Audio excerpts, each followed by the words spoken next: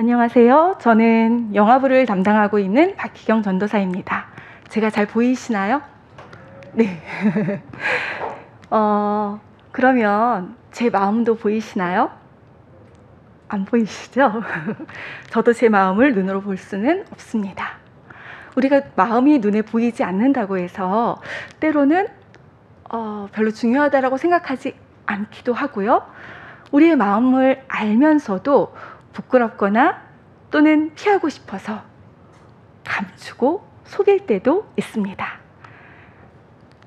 우리의 마음 가운데 있는 이 생각들이 어떤 영향을 끼치는지 잘 알기 위해서는 어린 아이들을 보면 됩니다. 아이들은 마음속에 갖고 싶은 게 있으면 어떻게 할까요? 곧바로 손이 나갑니다. 남의 것이든 어디에 있든 상관없습니다. 위험하든 안전하든 상관없이 그것을 잡아 움켜쥡니다. 좋아하는 사람을 보면요, 방실방실 웃으면서 안깁니다. 싫어하는 사람은 가차없이 고개를 돌려버립니다. 아이들은 체면을 차리지 않고 다른 사람의 눈치를 보지 않기 때문이지요. 제 딸이 어렸을 때 아주 소중히 여기던 분홍색 플라스틱 가방이 있었습니다. 이 아이는 그것을 너무너무 좋아해서 잠을 잘 때도 침대맡에 그것을 두고 잤고요.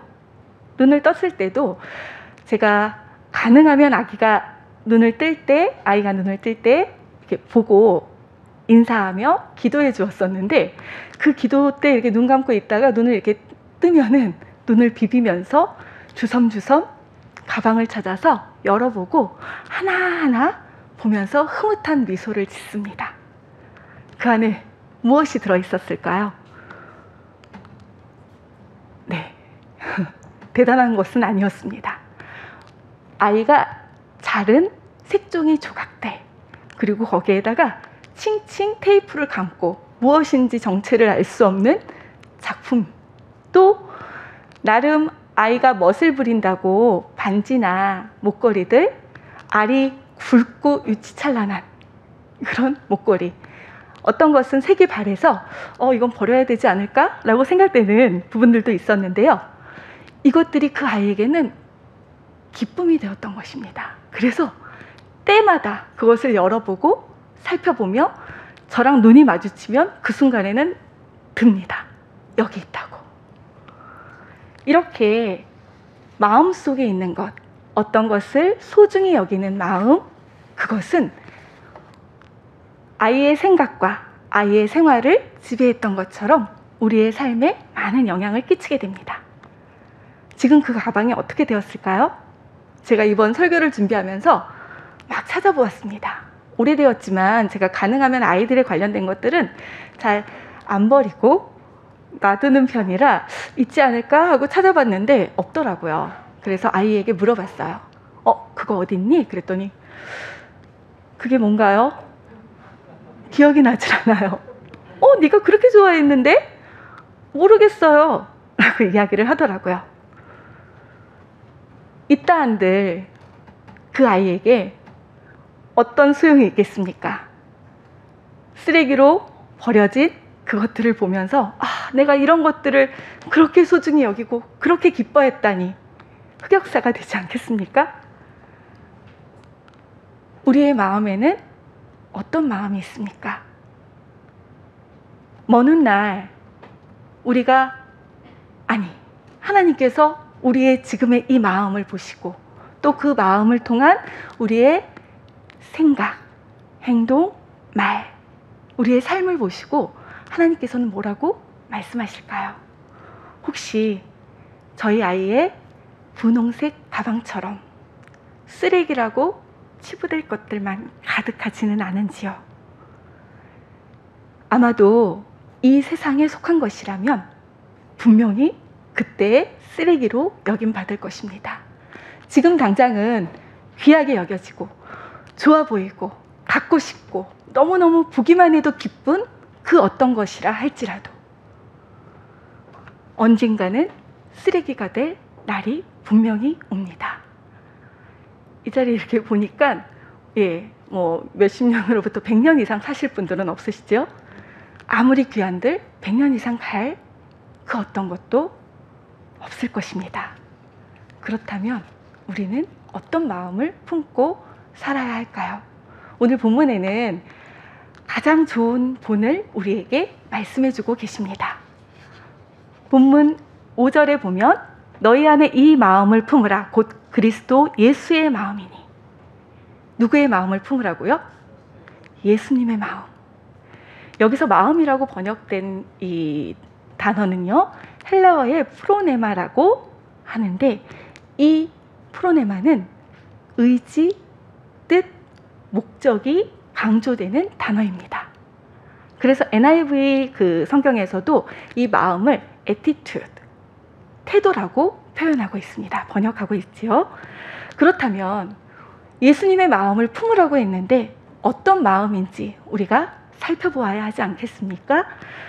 6절과 8절의 상반절을 한번 보도록 하겠습니다. 그는 근본 하나님의 본체시나 하나님과 동등됨을 취할 것으로 여기지 아니하시고 오히려 자기를 비워 종의 형체를 가지사 사람들과 같이 되셨고 사람의 모양으로 나타나사 자기를 낮추시고.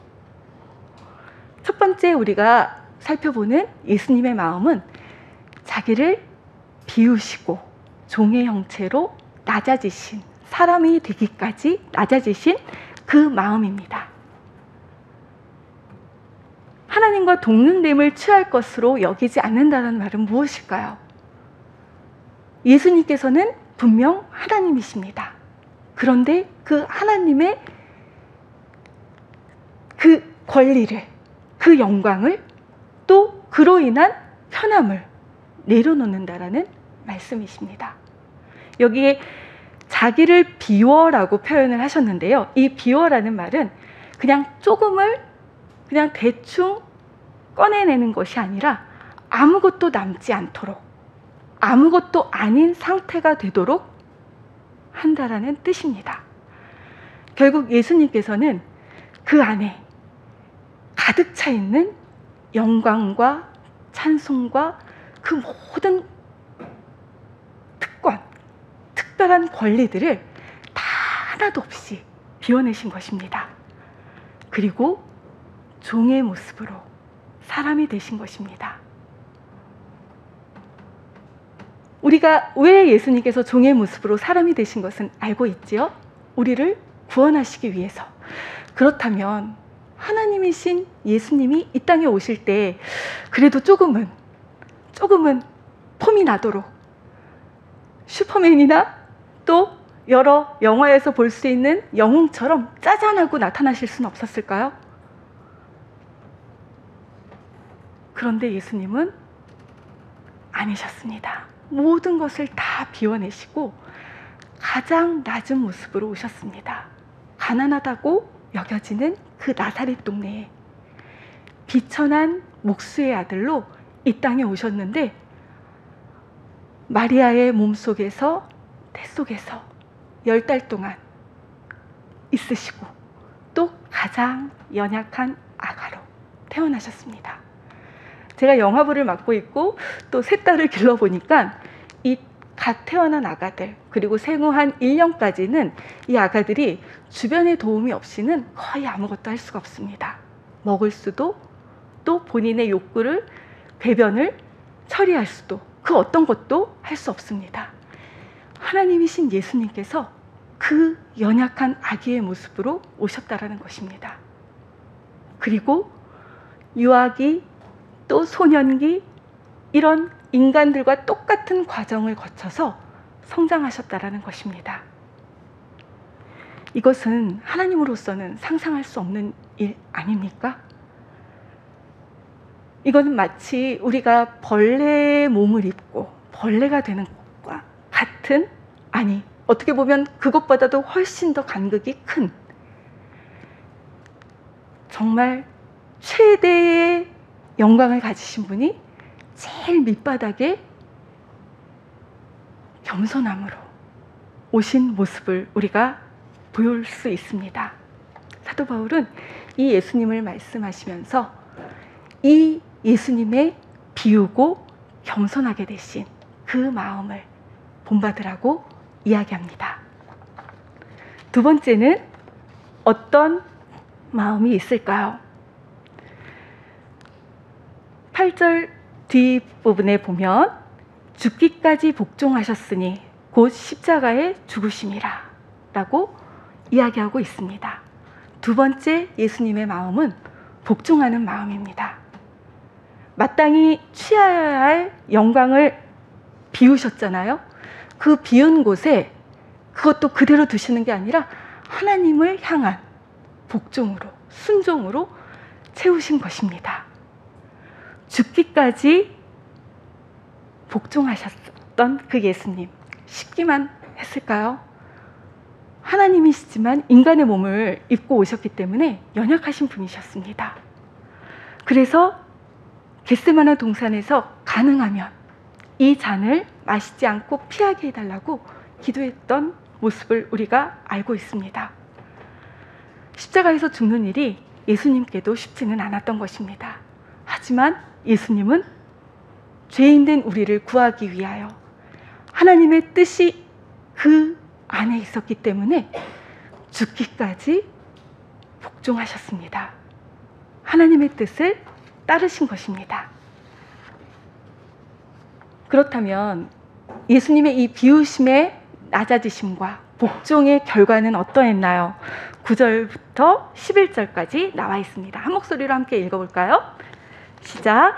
이러므로 하나님이 그를 지극히 높여 모든 이름 위에 뛰어난 이름을 주사 하늘에 있는 자들과 땅에 있는 자들과 땅 아래에 있는 자들로 모든 무릎을 예수의 이름에 꿇게 하시고 모든 입으로 예수 그리스도를 주라 시인하여 하나님 아버지께 영광을 돌리게 하셨느니라. 9절에 보면 이러므로 라고 나와 있죠. 이런 까닭에. 그럼 어떤 까닭인가요? 바로 그 앞에 있는 예수님의 마음을 표현한 그 부분입니다. 어떤 마음이었죠? 자기를 비우신 겸손한 낮아지신 마음, 또 하나님 앞에 죽기까지 복종하신 마음. 그런데 우리가 지금 9절부터 11절까지 읽었던 이 말씀을 살펴보면 앞부분하고는 조금 모순이 된다라고 생각되지 않으세요? 세상의 논리라면 어떻게 비우고 연약해지고 또 죽기까지 했는데 이렇게 뛰어난 이름을 받고 모든 자들이 그 이름 앞에 무릎을 꿇고 주라 시인하며 하나님께 영광을 돌리는 이 놀라운 일들이 일어날 수 있을까요? 그러나 예수님을 통해 세상의 그 논리가 바뀐 것입니다. 뒤집어졌습니다. 세상은 귀한 것들로 채워야 또 비천한 것들을 버려야 영광될 수 있지만 예수 그리스도를 통하여 우리의 모든 자랑할 만한 것들, 영광들을 다 버리고 예수 그리스도께서 죽으심으로 복종하신 그 연약함을 통하여 하나님의 놀라운 이 영광이 드러날 수 있게 된 것입니다. 이것이 하나님의 논리입니다. 이것이 하나님의 방법입니다. 이제 예수님께서 어떤 마음을 가지셨고 사도 바울이 우리에게 예수님의 어떤 마음을 품으라고 했는지 마음속에 조금 그려지시지요? 안 그려지시나요? 그려지시죠? 예. 이제 우리가 그 마음을 살펴보았습니다. 그리고 그 마음을 품었을 때 어떠한 결과, 어떠한 상을 하나님께서 주시는지도 말씀을 통해 보았습니다. 그렇다면 우리는 어떻게 그 마음을 품고 어떻게 살아가야 될까요? 쉽지는 않을 것입니다. 앞서 말씀드렸던 것처럼 세상이 우리에게 늘 얘기하는, 우리에게 요구하는 것과 하나님께서 말씀하신 것은 정반대이기 때문에 매일 듣고 보는 것들을 행하기에 편한 우리들은 거꾸로 가야 합니다. 그래서 예수님의 마음을 품고 살아간다라는 것이 결코 녹록한 일은 아닐 것입니다. 하지만 어떤 면에서는 우리는 더 쉬울 수 있으리라고 생각합니다. 왜요? 예수님께서는 비우실 것이 너무 많았지요. 그 큰 영광이 비우시기에는 우리가 상상할 수 없을 정도로 어떻게 그분이 이렇게까지. 하지만 우리는 어떤가요? 우리로부터 말미암은 무언가가 있기나 한가요? 그런가요? 우리의 것은 없습니다. 모두 하나님으로부터 말미암은 것이지요. 그 사실만 우리가 바르게 깨닫는다면 우리는 주님의 마음을 품을 수 있을 것입니다. 하나님 앞에서 내가 어떤 존재인지, 피조물로서 나는 어떻게 살아가야 하는지를 아는 것, 그리고 그것을 고백하며 주님 앞에 무릎 꿇는 것, 겸손의 모습, 그 첫 발자국이 아닐까요? 예수님의 마음, 첫 번째 마음, 비움의 그 낮아지심을 우리가 이 가운데에서 깨닫고 또 실천하기 원합니다. 그렇다고 해서 극단적으로 모든 것을 다 내려놓아 무소유로 살아, 이런 말씀은 아니실 거예요. 그 모든 것들이 하나님으로부터 왔음을 깨닫고 그것을 주님 앞에 내어드리며 주님 뜻대로 사용하옵소서, 그 마음을 갖는, 그것이 바로 이 비움의 낮아짐, 주님을 본받는 그 마음이 아닐까요?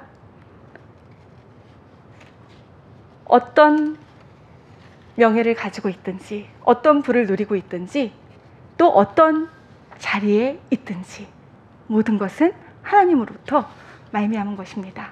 때로는 사단이 우리를 유혹할 거예요. 네가 그걸 위해서 얼마나 애썼어. 밤을 새면서 노력했잖아. 너는 주인이 될 충분한 자격이 있어. 그러면서 우리가 누리고 있는 것, 우리가 가지고 있다라고 생각하는 그것들이 바로 나로부터 말미암았다라고 착각하게 만드는 것, 아마 사단이 자주 사용하는 유혹의 방법일 것입니다. 속지 마세요. 우리 것은 없습니다. 우리가 이것을 인정하면 그 다음 죽기까지 복종하신 예수님의 마음을 실천하기는 조금 더 쉬워지지 않을까요? 때로는 그래, 예수님의 그 겸손의 마음 내가 품을 거야. 예수님께서 죽기까지 복종하신 그 모습으로 살아갈 거야. 우리가 결단합니다. 그리고 늘 머릿속으로 예수님의 마음을 품어야지. 그런데 때때로 우리가 너무 그것을 거창하게 생각하고 또 너무 추상적으로 예수님의 마음을 품어. 그렇게 생각하면 착각하게 됩니다. 너무 거창해서 내 일상에서는 그걸 절대 도달할 수 없을 거야. 그거는 아주 큰 기회가 왔을 때, 뭔가 특별한 역사가 이루어질 때만 가능할 거야. 그러니까 지금은 상관없어. 이렇게 우리로 하여금 예수님의 마음을 품고 주님을 따라가는 삶을 발목을 붙잡게 됩니다. 또는 너무 추상적이어서 아이고 나는 그걸 생각했어, 이렇게 마음 품었어. 그게 어디야? 그리고 때론 그 마음을 품은 것이 한 것처럼, 내가 그렇게 살아가는 것처럼 착각을 할 때도 있습니다. 너무 복잡한가요? 너무 어렵다라고 생각되시나요? 제가 어떤 부서를 담당하고 있다고 말씀드렸죠? 영화부입니다. 영화부는 3살까지 아가들이 있어요. 제가 부모가 되어보니 또 사역자가 되어보니 하나님의 마음을 조금은 느끼게 되고 또 깨닫게 됩니다. 어떤 때 정말 기쁘냐면요, 요즘 코로나가 조금 이제 잠잠해지면서 못 나왔던 아가들이 이제 나오기 시작합니다. 어떤 때는 한 명도 없이 제가 줌으로 또 유튜브로 설교를 하고 아가들을 못 만나는 그 슬픈 그 시간들이 있었는데요. 또 오더라도 3가정, 5가정 이 정도까지 밖에 올 수 없었던 그때와 비교해서 지금은 지난주에는 24가정이 왔습니다. 예, 거기에 곱하기 거의 3을 하지요. 엄마, 아빠까지. 그렇게 되면 꽤 북적이면서 저희가 이제 예배를 드리고 있어요. 그런데 찬양 시간에 이렇게 제가 옆에서 이렇게 보면 아가들이 너무너무 예뻐요. 이렇게 꼬물꼬물 그 손으로 이렇게 율동을 하는데요. 아시겠지만 우리 아이들은 눈과 손의 협응이 잘 안 됩니다. 그래서 눈으로 보는 걸 바로바로 쫓아갈 수가 없어요. 앞에서 보이면 하나, 둘, 셋, 넷, 5 혹은 셋 이 정도의 시차를 두고 따라합니다. 그런데도 얼마나 열심히 하는지 제가 그 모습을 보면 너무나도 기쁩니다. 또 설교한다고 이렇게 앞에 서면 똘망똘망한 눈으로 지금도 저를 잘 봐주고 계신데요. 정말 이렇게 쳐다보면서 이제는 하나님, 예수님, 아멘 하는 아이들도 간혹 있습니다. 그 모습을 볼 때 마음의 기쁨이 넘칩니다. 지난주에는 이제 갓 돌 지난 아가가 어머니께서 자랑하시더라고요. 이제 기도손을 해요. 그래서 어머 그래요? 그랬더니 바로 옆에서 저한테 보여주느라고 이렇게 하는데 너무 가슴이 뭉클한 거예요. 이 어린 아가들의 그 모습 보면서 제가 느끼는 기쁨, 감격, 그러면서 떠올려지는 게 하나님께서는 얼마나 예쁘실까, 얼마나 기쁘실까. 그런데 그 기쁨은 우리 영화부 아가들만 드리는 건 아니에요. 지금 이 자리에 계신 우리 성도분들, 하나님 앞에 사랑의 마음으로 나아오는 나의 시간을 들여서, 나의 몸을 들여서, 나의 마음을 들여서 이 자리에 오시는 것, 바로 우리의 마음이 예수님의 마음, 내 것을 비워두고 하나님 앞에 나아가는 그 모습입니다. 기뻐하시는 하나님을 우리가 떠올려 보기 원합니다. 또 이건 조금 지난 얘기인데요. 5월 중순에 이제 아가들이 많이 오기 시작한 그 즈음에 어떤 아가가 이제 그 전날 돌이었는데 새벽 차를 타고 부산이 이제 시가라 본가라 이제 갔다가 새벽 차를 타고 예배를 드리러 올라온 거예요. 올라왔는데 이제 뒷자리에 앉았습니다.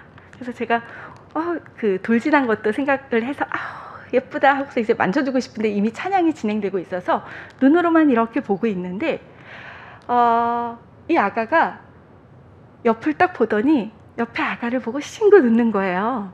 그러더니 손을 이렇게 내밀더라고요. 그랬는데 그쪽의 아가도 그날 처음 온 신입 아가였거든요. 그쪽의 아가도 얘를 딱 보더니 이렇게 보더니 씩 웃더니 손을 이렇게 내밀더라고요. 이렇게 붙잡고 막 하니까 엄마 아빠들이 서로 마주보고 아가들을 보면서 웃습니다. 그리고 또 고개로 인사를 합니다.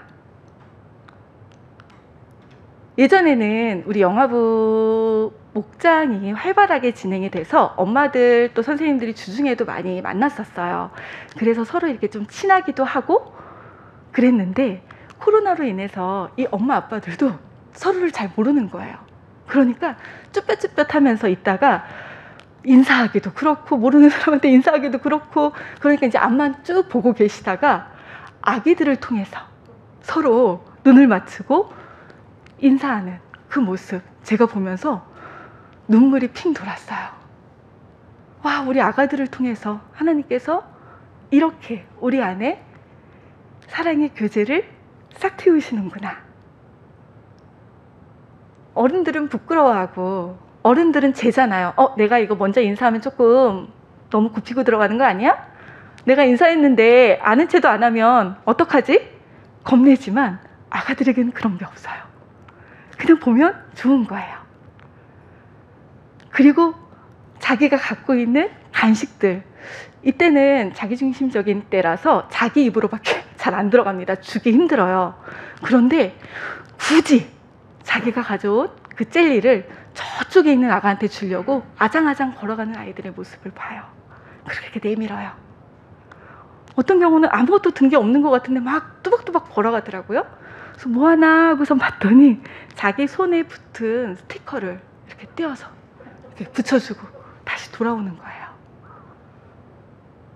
별거 아니지만 그들에게는 그 순간 너무나도 소중한 것을, 친구들 이름도 부를 수 없는 그 어린 아가들이, 얘가 누구인지도 잘 모르는 그 아가들이 서로를 향하여 그렇게 나누는 모습들, 정말 흐뭇했습니다. 하나님 아버지께서도 우리를 향하여 너 이만큼 대단한 거, 이 정도로 아주 놀라운 일을 나한테 보여줘, 난 그걸로 영광 받을 거야, 이러시지 않습니다. 물론 하나님의 크신 뜻으로, 인도하심으로 역사를 이루어 가시는 부분들이 분명히 있지만, 우리를 사랑하시는 아버지 그 하나님은 순간순간 우리가 그 하나님으로 인하여 우리의 사회적인 지위와 우리의 모든 부와 또 우리의 가진 그 모든 것들을 다 주님 앞에 내려놓고 빈 마음으로 그 안에 예수 그리스도의 순종의 그 마음을 가득 채워 부끄러움을 생각하지 않고 하나님의 사랑을 손을 내밀어 나누며, 내 것이라 고집하지 않고 욕심부리지 않고 작은 것들을 주변에 같이 나누며 기쁨을 나눌 때에 하나님께서는 너무나도 활짝, 너무나도 기쁘게 우리를 바라보고 계실 거예요. 어떠세요? 우리의 삶의 자리에서 하나님의 말씀대로 예수 그리스도의 그 마음을 품고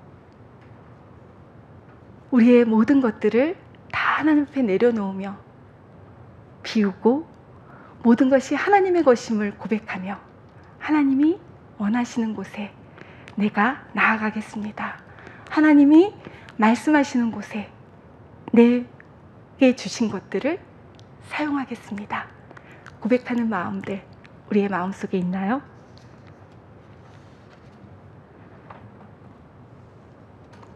우리의 마음은 우리의 생각을 지배하게 되고요, 우리의 생각은 우리의 말과 행동을 또 이끌게 됩니다. 우리가 어떤 마음을 갖고 사느냐에 따라서 우리의 이 땅에서의 삶뿐만 아니라 우리의 영원한 그 순간까지도 영향을 미치게 됩니다. 우리를 위해서 사도 바울을 통해 하나님께서는 말씀하고 계십니다. 너희 안에 이 마음을 품으라, 곧 그리스도 예수의 마음이니. 이 시간 우리가 100년도 지나지 않아서 우리에게 아무 쓸모 없어지는 쓰레기밖에 되지 않는 그 세상에 귀하다는 것들, 사람들이 좋아하는 것들 다 비워두고 하나님 앞에 예수 그리스도의 그 순종의 마음으로 가득 채우시길 간절히 소원합니다. 그래서 우리 하나님 날마다 순간순간마다 우리들을 통하여 네가 이렇게 내 앞에서 낮아지는 모습, 순종하는 모습 기뻐하시면서 우리를 바라보시는 그 날들을 기대하며 기뻐하며 나아가길 원합니다. 그렇게 했을 때 하나님께서는 우리의 있는 곳곳, 우리의 가정, 우리의 공동체, 우리의 교회, 우리의 나라를 예수 그리스도의 이름 앞에 무릎 꿇게 하시고 또 우리에게 귀한 영원한 생명으로 상 주시며 또 영광 받으실 것을 믿습니다. 그날을 기다리며 저와 우리 모든 성도분들 함께 주님 안에서 나아가길 기대합니다.